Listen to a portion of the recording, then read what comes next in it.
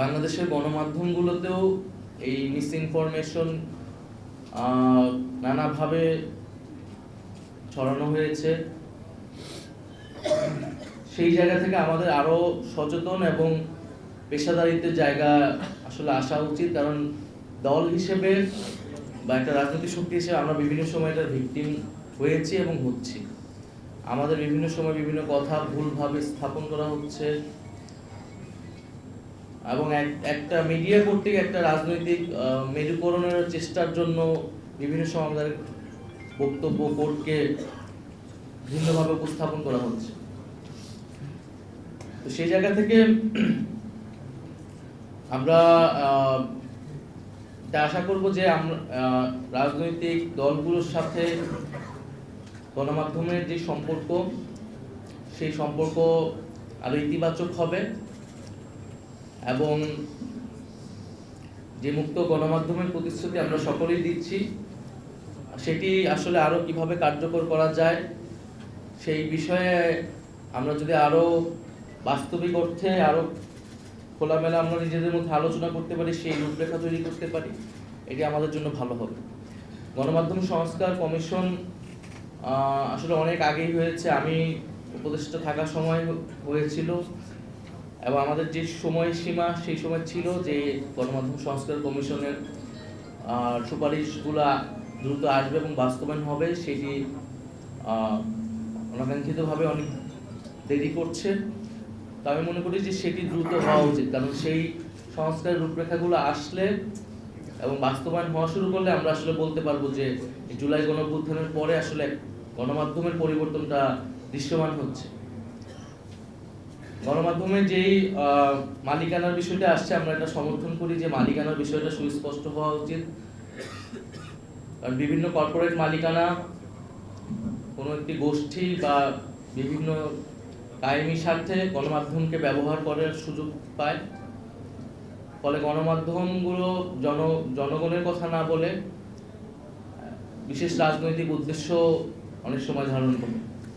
সে জায়গায় রাজনৈতিক দলগুলোকে যেরকম তাদের অর্থনৈতিক স্বচ্ছতার জন্য এই সময়ে অ্যাকাউন্টেবল করা হচ্ছে, আমাদেরকে অ্যাকাউন্টেবল করা হচ্ছে, একইভাবে মিডিয়ার যে আয়ের গণমাধ্যমে যে বিনিয়োগের উৎস, মালিকানা, একটি কর্পোরেট মালিকানায় কতটি পত্রিকা থাকতে পারবে সে বিষয়ে আমাদের নীতি সুস্পষ্ট নীতিমালা প্রয়োজন। এবং বিগত 16 বছরে বিশেষত ইলেকট্রনিক মিডিয়ার ক্ষেত্রে মিডিয়ার বিকাশটা বিগত 16 বছরে হয়েছে এবং প্রচুর ইলেকট্রনিক মিডিয়া ছাড়পত্র পেয়েছে, লাইসেন্স পেয়েছে, সেটারও আসলে নীতিমালা প্রয়োজন। এবং সেই সময়ে যে উদ্দেশ্য থেকে বা যেই ধরনের ব্যবস্থাপনায় এই মিডিয়াগুলো তৈরি করা হয়েছিল, অভ্যুত্থান পরবর্তী সময়ে আসলে তাদের কি সেই মিডিয়াগুলো বিষয়ে আসলে কোনো ধরনের নীতি আসেনি। তো জাতীয় নাগরিক পার্টি মুক্ত গণমাধ্যমের পক্ষে বিশ্বাস করে এবং আমরা বিশ্বাস করি যে গণতন্ত্র চর্চার জন্য, মানুষের মত প্রকাশের স্বাধীনতার জন্য মুক্ত গণমাধ্যম একটি অতি গুরুত্বপূর্ণ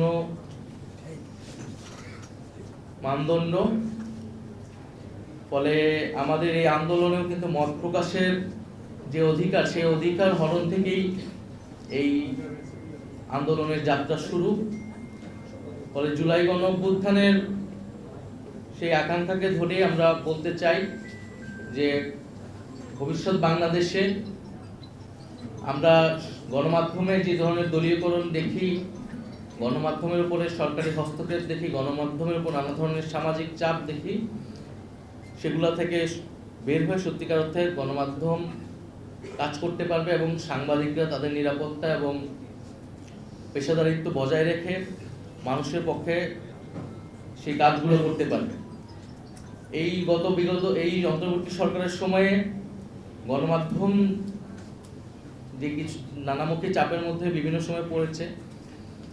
একটা হচ্ছে সরকারি হস্তক্ষেপের জায়গা গণমাধ্যমের উপর অনেক কমেছে বলে আমি মনে করি। অন্তত আমার সময়ে গণমাধ্যমের উপর সরকারি যে হস্তক্ষেপের জায়গা সেটি একেবারেই কম ছিল, কিন্তু সামাজিক নানা ধরনের চাপ তৈরি হয়েছিল গণমাধ্যমের উপরে এবং সেই সামাজিক চাপগুলো আসলে ক্ষোভগুলা কেন গণমাধ্যমের বিশেষ গণমাধ্যমের বিরুদ্ধে হয়েছিল সেটিও আমাদের আসলে বিশ্লেষণ করা প্রয়োজন। আমাদের অবশ্যই গণমাধ্যমের পক্ষে দাঁড়াতে হবে, কোনো গণমাধ্যম বন্ধ করার পক্ষে আমরা কখনোই বলি নাই, বরং বিভিন্ন সময় যখন এই আলোচনাগুলো এসেছে আমরা গণমাধ্যমের পক্ষে থেকেছি। কিন্তু একই সাথে গণমাধ্যমে যে বিগত সময়ের ভূমিকা বা গণমাধ্যমের ভিতরে যে নানান ফ্যাসিবাদী প্রবণতা, সেটার বিরুদ্ধে আমরা কখনো কখনো বলেছি। কিন্তু এই বলার মানে এই না যে আমরা মুক্ত গণমাধ্যমের বিপক্ষে, বরং গণমাধ্যম যাতে স্বাধীনভাবে মুক্তভাবে জনগণের পক্ষে কথা বলতে পারে সে উদ্দেশ্যেই মূলত এই বক্তব্যগুলো বিভিন্ন সময় এসেছিল। তো আজকের আলোচনায় সম্পাদক পরিষদকে আন্তরিকভাবে ধন্যবাদ এবং কৃতজ্ঞতা জানাচ্ছি, এবং আমরা সে আকাঙ্ক্ষা করি, সেই প্রতিশ্রুতি রাখি যে বাংলাদেশে একটি মুক্ত গণমাধ্যম এবং সত্যিকার অর্থে একটি গণতান্ত্রিক ব্যবস্থা গড়ে উঠবে। ধন্যবাদ। আসসালামু আলাইকুম।